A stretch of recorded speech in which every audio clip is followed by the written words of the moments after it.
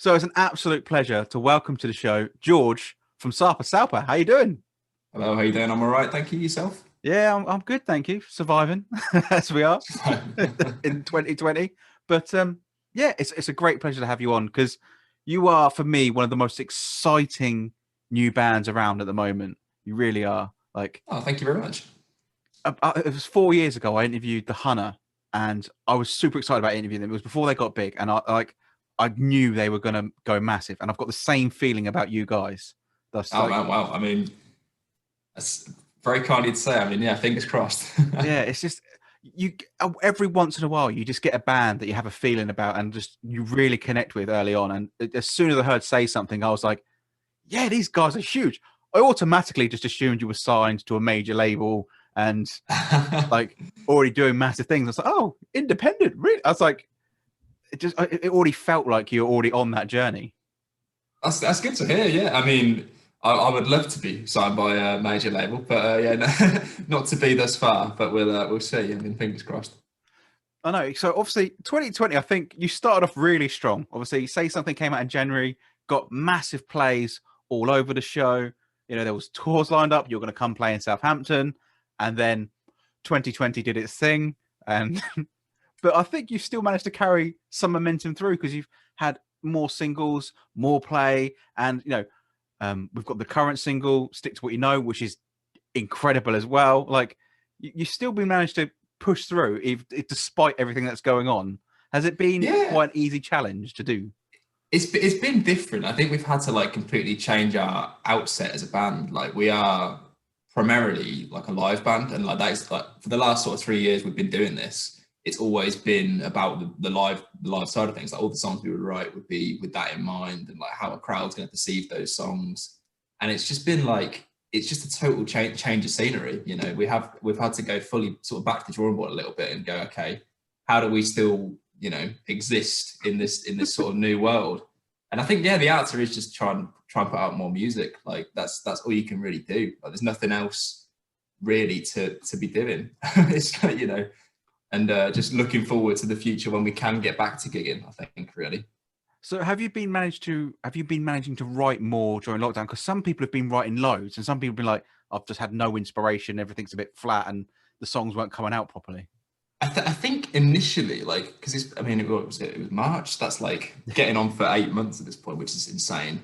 I think the first like 2 or 3 months we were really, really productive, and we wrote something like 30 songs, just like, which is insane.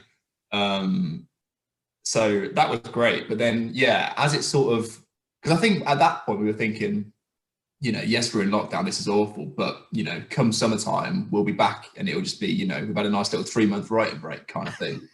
But as 3 months turns to 6 months, turns to 12 months, it's like you do start to lose your inspiration a little bit, or at least we have. I mean, we're still writing, but certainly nowhere near as much as we were right at the start.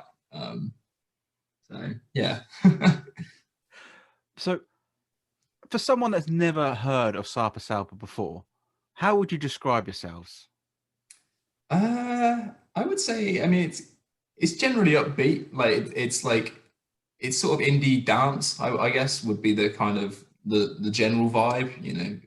A bit like Friendly Fires, but not quite as dancey. It's Yeah. somewhere between Friendly Fires and like everything kind of vibe, I would say. But it's yeah, generally upbeat sort of indie dance would be what I would say. It's such a hard question to answer that one because you never want to like put yourself in a box too much. You said you like wrote like 30 songs during lockdown. Yeah. So obviously when there was the break, did you manage to like refine any of them, like get any of them down on record, or is it still all just out in the open at the moment? Like sort of just So the we ether? managed to narrow it down to like I want to say three, which we've been recording at the moment for something that's to come fairly soon. But it's quite a hard choice because yeah, when you've got that many songs, it is hard to pick like which ones you want to record. I like the way you got a 10% success rate. We wrote 30 songs, so we whittled them down to three. Pretty much, yeah, that's it. I do you know what I think of the 30, there's probably 10 in there that I really really like, but it's just we can't afford to do them all at once, basically. But there's those 20, I think they're awful. I'm only Yeah, doing that's it. The it. other guys like them. They'll go in the bin. Nah, they'll probably get used at some point for something, but yeah, we'll see. So when you say the something, is that potentially another EP and in the works at some point? I mean, that will be the plan. I think will be another EP, and then after that, I think eventually we'll start working towards an album. But as to when that will be, who knows? I mean, I think the plan at the moment is just to keep writing and writing until we've got enough that we're really happy to sit down and try and record an album, kind of thing. Yeah. So obviously, like I said, you were supposed to be coming to Southampton. The date was pushed back until March, and you said just before this interview that may be going back again. So at some point, hopefully, we will see you in Southampton. Fingers crossed. Yeah, I mean, at the moment, I think it's still planning to go ahead in March. I believe it's 20th or something around then at Heartbreakers. But yeah, I mean, who knows? Really, I think there's definitely plans to potentially push it back again if we have to. Yeah, I mean, I pray that we don't, but we'll see. It would be nice to see Southampton at some point. Heartbreakers is a lovely little intimate venue as well. It's a really nice little place. I've heard good things about it. Yeah, I've never been, but everyone I speak to about it seems to really like it. Yeah. Right. Obviously, you are named after a fish, as I discovered the first time I ever Googled you. So I have come up with a little game. Okay, yeah. Which is called To Fish or Not to Fish? That is the question. Basically, I've got 5 names that are either fishes or bands. All you've got to do is decide whether it's a fish or a band. And okay, all right. Because it's a quiz, there is a prize. That's your pride. Which these days is something not to be laughed at. So we'll take it. We'll take the prize. Normally I have chocolate or something, but we're both in different locations. So unfortunately, lockdown's ruined your chances of chocolate from me. Oh, damn it. Right, so to fish or not to fish? That is the question. Black Drum. Black Drum. That definitely could be a band. I want to go with band on that one. No, that is a fish, apparently. Really? Oh my god. Yep. Black Drum. I mean, I did Google this morning, so I'm just going by Google saying that these are fishes. My fish knowledge is pretty subpar, honestly. So we'll see. Right. So then we have Sheep's Head.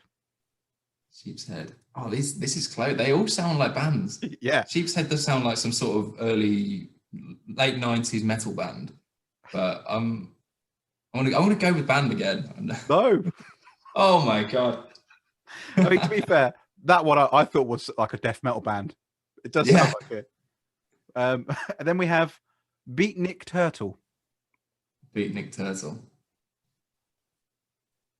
Oh man, once again, I'm going to go 3 for 3. Is it a band? Yes.